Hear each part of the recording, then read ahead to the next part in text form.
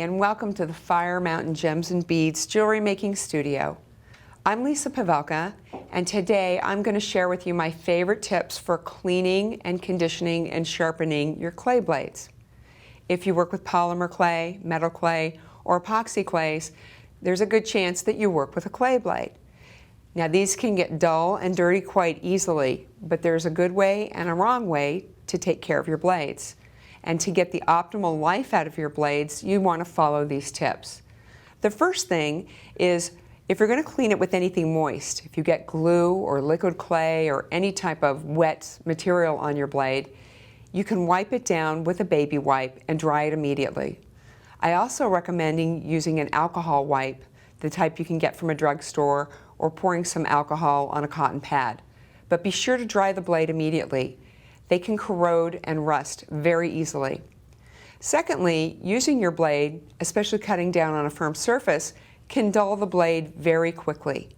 So I'm going to show you another way to clean your blades that sharpens it all at the same time. You want to always exercise extreme care when you do this because these blades are very, very sharp. What I do is I take 600 or 800 wet dry sandpaper. Now usually automotive grade or jeweler's grade is the best.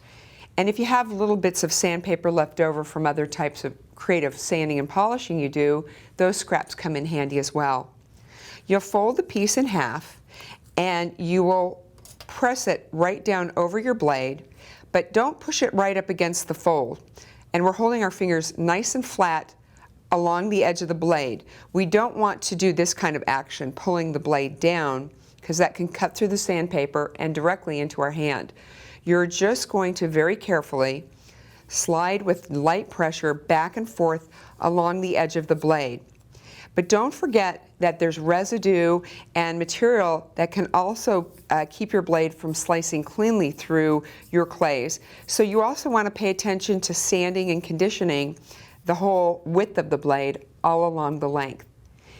To take a little bit of an extra precaution, if you're a little bit wary about doing this, and I wouldn't blame you if you are, you can take a little piece of sponge or some scrap cloth and wrap it around the outside to create a bit more of a safety buffer as you do this.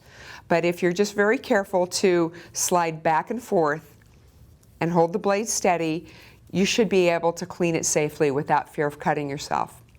This is a great way to sharpen all kinds of straight clay blades, but don't forget, you're probably working with a craft blade. You can also clean and condition it the same way as well with your sandpaper. Lastly, you'll know the blade is ready to dispose of if you see notching along the edges. You may have to take a look at it from time to time under magnification, but once you get those notches, you're not going to get clean, uniform slices. The best way to dispose of a blade is to take some scrap polymer clay, roll it flat, sandwich your blades inside them so that they're completely covered, and bake them. It's never a good idea to throw away even the dullest of blades into a trash can, because you never know who might be going through your trash, or in throwing it away, you don't want to get cut yourself. And that's a great way to give extra added life to your blades and keep them nice and sharp as long as you can. Thank you so much for joining me in the Fire Mountain Gems and Beads Jewelry Making Studio. For more tips, how-tos, and projects, please visit us at firemountaingems.com.